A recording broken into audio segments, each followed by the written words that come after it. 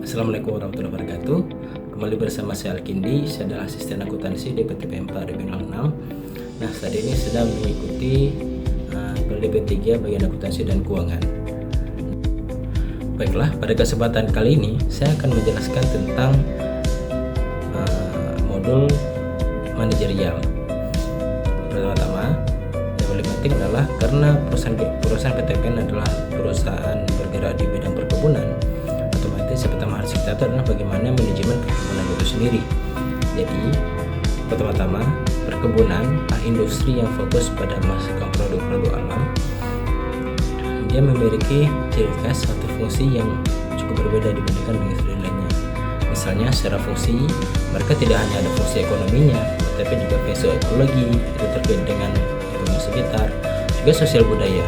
Karena biasanya produk pertanian atau produk perkebunan itu fokus pada lebih banyak SDM atau lebih banyak masyarakat yang berkecimpung di dalamnya.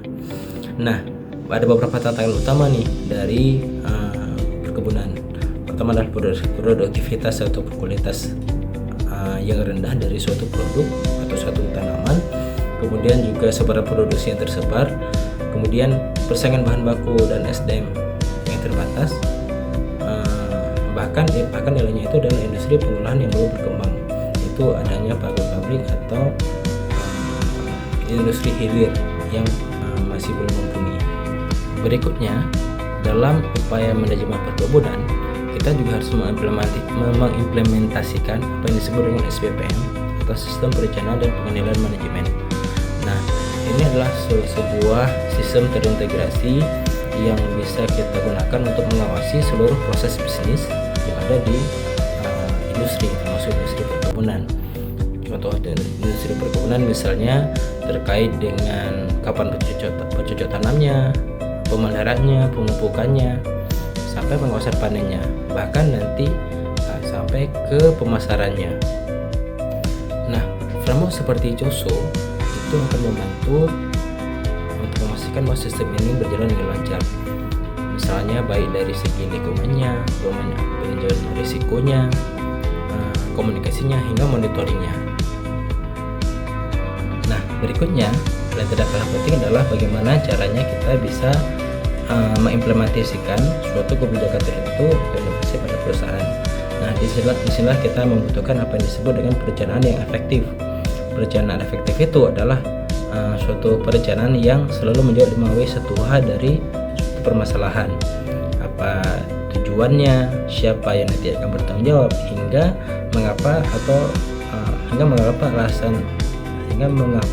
program tersebut dibutuhkan. Nah, ini nanti akan bermanfaat untuk mengurangi ketidakpastian dan memudahkan koordinasi dan orientasi untuk masa depan. Nah, berikutnya adalah bagaimana kita mengambil sebuah keputusan dalam perusahaan. Yang perlu kita ketahui adalah sebenarnya kemampuan mengambil keputusan itu adalah salah satu yang sangat fundamental dalam hidup. Artinya itu udah ada pada diri kita sejak dari kita lahir. Nah, mungkin bedanya nanti dalam implementasi di perusahaan kita membutuhkan pendekatan yang berbeda sehingga bagaimana kita mengambil keputusan itu menjadi lebih tepat.